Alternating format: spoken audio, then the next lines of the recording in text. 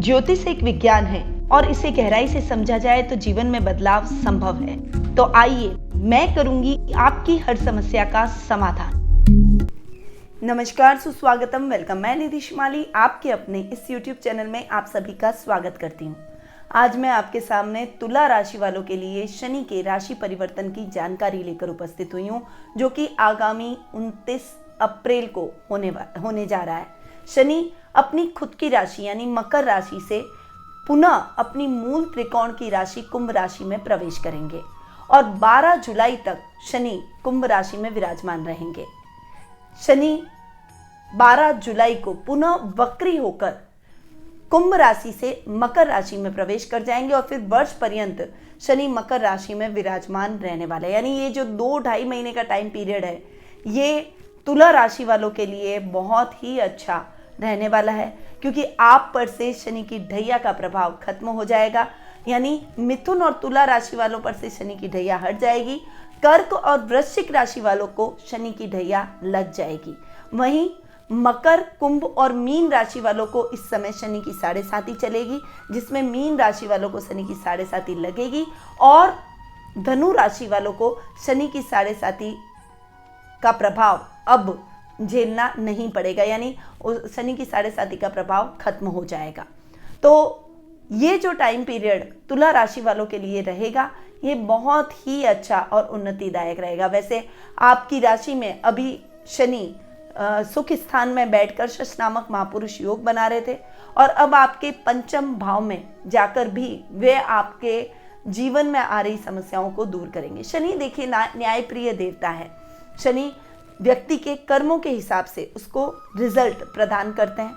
यदि आपने अच्छे कर्म किए हैं तो शनि आपको बहुत ही अच्छे रिजल्ट देंगे, और यदि आपने अच्छे कर्म नहीं किए हैं तो शनि के प्रकोप से आप बच भी नहीं सकते। आपको अपने कर्मों का फल इसी जन्म में भुगतना पड़ेगा। शनि मकर और कुंभ राशि के स्वामी ग्रह हैं। तुला राशि में उच्च के होते हैं और मेष राशि में नीच के प्रभाव दिखाते हैं। शनि की दृष्टियां अच्छी नहीं होती। शनि की दृष्टि 3री, 7वीं और 10वीं दृष्टि महाविनाशकारी होती है। शनि महात्मा नामक ग्रंथ में भी शनि की दृष्टियों को महाविनाशकारी बताया गया है। शनि को अन्य ग्रंथों में भी यम, काल, दुख, दैत्य, मंद बुद्धि आदि असित सूचक से पुकारा गया है। परंतु शनि बहुत ही कल्याणकारी ग्रह भी हैं।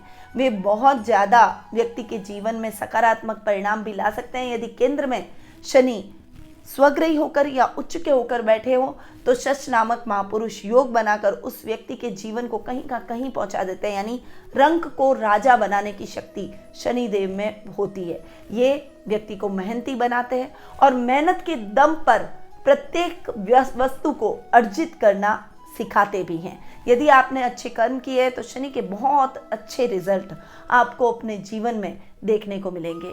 ये तुला जो कि उनकी उच्च की राशि है, मकर और कुंभ जो कि उनकी खुद की राशि है, स्त्री स्थान में विषुव के दक्षिण अयन में देक्षाण कुंडली में स्वग्रही अवस्था में शनिवार के दिन और अपनी ही दशा या महादशा में राशि के अंत भाग में युद्ध के समय वक्री अवस्था में और कृष्ण पक्ष हो, उस समय शनि अगर आपकी कुंडली में किसी भी स्थान में बैठे वे बहुत ही बलवान माने गए हैं। शनि एक पुरुष ग्रह है और पृथ्वी तत्व के स्वामी भी हैं।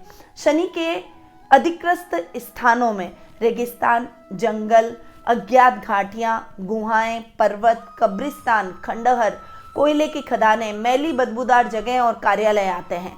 मंगल द्वारा शनि पराजित होते हैं। यदि आपके जीवन में शनि का दुष्प्रभाव चल रहा है तो मंगल के उपाय करने से शनि के दुष्प्रभाव से आपको मुक्ति मिल सकती है। तो ये तो है शनि देव की मूलभूत बातें, मूलभूत उनके कार्य और मूलभूत गुण जो कि मैंने अभी आपको बताया। अब जान लेते हैं कि आपकी राशि पर शनि के इस राशि परिवर्तन का क्या प्रभाव देखने को मिलेगा। वैसे तो वर्तमान में आपको शनि की ढैया चल रही थी, पर शनि आपके केंद्र स्थान में बैठकर शश नामक महापुरुष योग भी बना रहे थे। अब सुखेश का अपने से एक घर आगे जाकर बैठना और 29 अप्रैल को आपके पंचम भाव में आ जाएंगे। तब भी शनि के बेहतरीन रिजल्ट आपको देखने को मिलेंगे। इस समय माँ के साथ यदि वाद विवाद की स्थितियां चल रही थी तो उससे मुक्ति मिल जाएगी। आपकी आर्थिक स्थिति और अधिक सुदृढ़ होती हुई दिखाई देगी। आप बहुत स्ट्रांग पर्सनैलिटी के बन जाएंगे। लोग आपसे सलाह लेकर अपने कार्यों को करने का प्रयास करेंगे। इस समय प्रॉपर्टी से संबंधित कोई भी क्रय विक्रय के मामले आपके अटके हुए हैं तो वो मामले अब आपके क्लियर होते हुए और उन मामलों में आपको सफलता मिलते हुए दिखाई देगी। यदि आपके नए घर का सपना है या फिर आप अपना घर चेंज करना चाहते हैं, अपडेट करना चाहते हैं, अपग्रेड करना चाहते हैं, तो ये समय आपके लिए बहुत ही उपयुक्त रहने वाला है। वहीं इस समय आपके रुपए पैसों से संबंधित कोई भी काम है तो वो सजगता से हो जाएंगे। ऑफिस कार्यालय में अधिकारियों का सहयोग और साथ आपको निश्चित रूप से देखने को मिलेगा। आपके ऊपर से शनि की ढैया का प्रकोप भी शांत हो चुका है, खत्म हो चुका है। इसलिए इस समय आप स्पीड मारते हुए अपने कार्यों में आगे बढ़ेंगे। व्यापारी वर्ग के लिए ये समय बहुत ही अच्छा और उन्नतिदायक रहेगा। संतान संबंधी परेशानियों का हल आपको जरूर प्राप्त हो जाएगा। संतान प्राप्ति में यदि बाधा उत्पन्न हो रही है तो वो बाधा इस समय खत्म हो जाएगी। करियर में आप अच्छा करते हुए दिखाई देंगे। खासकर जो न्याय संबंधी पढ़ाई कर रहे हैं उन छात्रों के लिए ये समय बहुत ही बढ़िया रहने वाला है। आपको अपनी शिक्षा में अच्छे अंक प्राप्त होंगे और आप अपने लक्ष्य को फाइनली अर्जित कर लेंगे। यदि आप कॉम्पिटिटिव लेवल की तैयारी कर रहे हैं तो कॉम्पिटिटिव लेवल में आपके निकलने के प्रबल योग इस समय बनते हुए दिखाई देंगे। अब तक जो आपका प्रमोशन अटका हुआ था वो प्रमोशन आपको मिल जाएगा। वहीं छात्र छात्राओं के लिए ये समय पढ़ाई के माध्यम से अपनी एक अलग पहचान बनाने का भी रहेगा। स्पोर्ट्स में भी आप इस समय अच्छा करते हुए दिखाई देंगे। वहीं इस समय आपकी फिजिकल एक्टिविटी और अधिक बढ़ जाएगी। व्यापारी वर्ग के लिए ये समय अटकाव की स्थितियों को खत्म कर आपके कार्यों को निर्विघ्नं संपन्न करवाएगा। तो ये तो है शनि के सुख स्थान के हिसाब से और पंचम भाव के हिसाब से परिणाम। अब शनि की दृष्टियों की यदि बात करें तो शनि की तीसरी दृष्टि आपके सप्तम भाव पर, शनि की सप्तम दृष्टि आपके लाभ भाव पर और दशम दृष्टि आपके द्वितीय भाव पर पड़ रही है, जो कि इतनी अच्छी नहीं मानी जाती है। आपको लाइफ पार्टनर के साथ में एक तालमेल बनाकर चलना है। किसी बात को लेकर आपको उनके साथ बहस नहीं करनी है और ईगो को अपने रिश्ते के बीच में बिल्कुल भी न लाएं। यही बात लव रिलेशनशिप वालों के लिए भी है। थोड़ा सा संभल कर चलें।